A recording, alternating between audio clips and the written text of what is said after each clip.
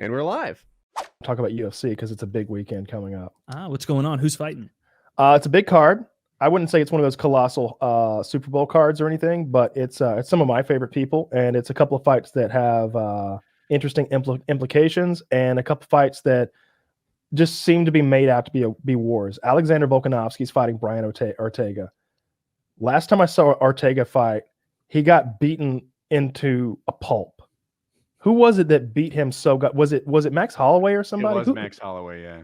He looked like he'd been in a car accident after it was over. It was, I'm pretty sure that was like a year and a half, 2 years ago. And the reason he's been gone is because of the beating that Max Holloway put on him. Ortega is a very durable fighter, and he won a lot of fights with these third-round comebacks. So when you put a really durable fighter against a better fighter, it hurts. Especially a volume fighter like Max. True. Yeah, just took one of the worst beatings I've ever seen in the cage. Like there's some beatings that happen in the span of 20 seconds. You know, the guy just each shot. Now he's on the ground. Ref doesn't quite stop it because he's still defending, but he's just eating like 18 shots to the head. This happened over the course of like 20 minutes. It was like 20 minutes. It was like a torture scene. It was a little hard to watch at times. It was like, ever see that Russian video where there's a guy with a screwdriver and then the hammer and then it was bad. Yeah. And then Valentina Shevchenko, my future wife, is fighting Lauren Murphy. I don't know Lauren Murphy. I don't either. I know what's going to happen to her, though. I know what's going to happen to her. I know Lauren Murphy isn't going to be quite so pretty tomorrow. Let me get a close-up picture of her face, if I can. Oh, she's not that pretty right now. Well, she wasn't pretty yesterday. She's not pretty today, and she's not going to be pretty tomorrow. Sorry, Lauren. No. I know you watch every week. And then, like, the one that I think like a lot of insiders are hyped for is, of course, Nick Diaz's comeback after what, 5 fucking years against a great opponent in Robbie Lawler, who is like, everybody loves Robbie, just a fucking warrior and a half. Like I could picture Robbie being in like a gladiatorial arena 1,000 years ago. Like he's that kind of fighter. So that's a really cool one. I think Robbie's gonna take it. I'm curious. I was gonna ask you what you thought about that one, Diaz or Lawler. Lawler, in my mind for sure. Diaz hasn't won in, is it 10 years? This is who Valentina Shevchenko is fighting, by the way. She looks fucking manly. Like, she's ripped. She's not pretty, but she looks like she's put on this earth to beat up other girls. She's got a face like, you know, when they unearthed someone from 5,000 years ago in Ukraine. Yeah.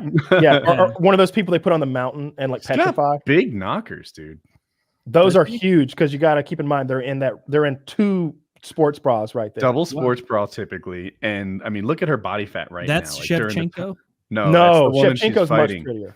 Shevchenko's pretty and she looks girlier too. I mean, she's very athletic, but she still looks like an athletic woman. Shevchenko is like one of my favorites of all time. You could take those arms and put them on a dude and they would look totally reasonable, even good. And then I'm not as crazy about it, but I mean, I know the fighters who are fighting the rest of the way. Curtis Blades is fighting. Jessica Andrade is fighting.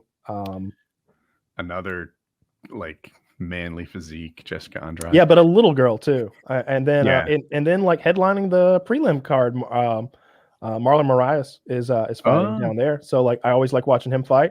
Dan Hooker's also on that card. Yes, he is. I feel like Hooker's a good fighter.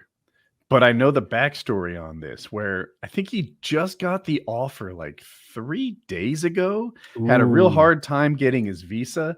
He's like flying from, if I'm not right on this, I'm close, from like New Zealand to where? Vegas? I think it is Zealand. And then making weight the next morning. So he's like cutting weight on the flight to Vegas and then making weight and then fighting. This guy has so many obstacles in front of him that it seems like the betting against him, like I don't know what the odds are, but I'm just like, man, this is a good fighter who's going to have a bad day.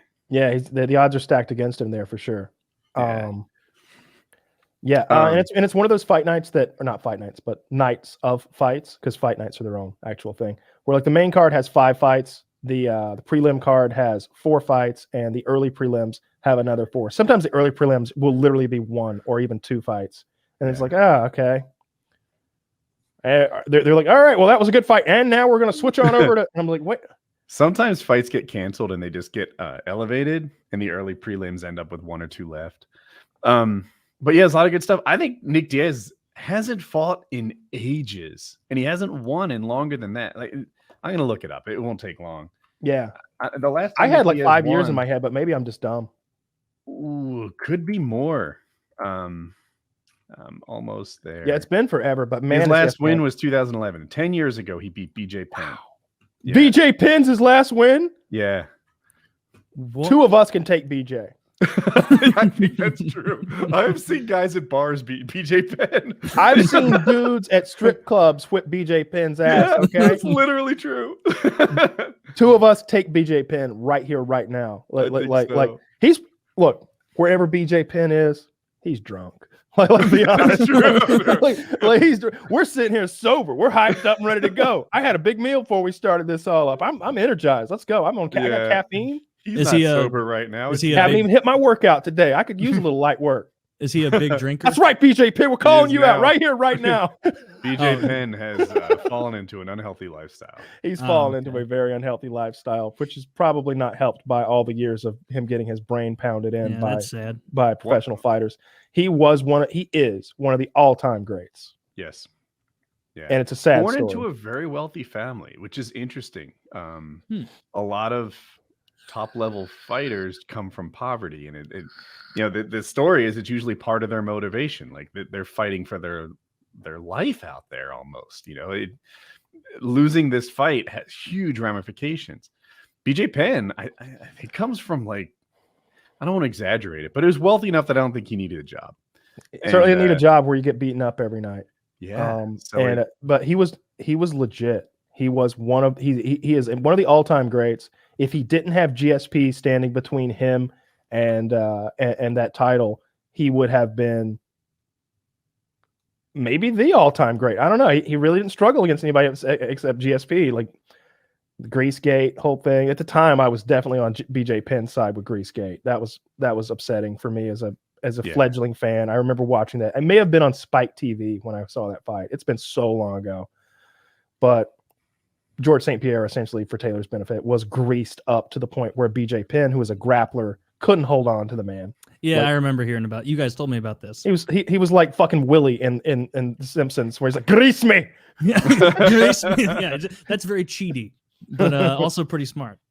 Yeah, I love BJ whenever Penn's Willie takes his family shirt off, owns how a good fucking ripped he portion- is. Yeah, BJ Penn's family owns a good portion of the land in Hawaii.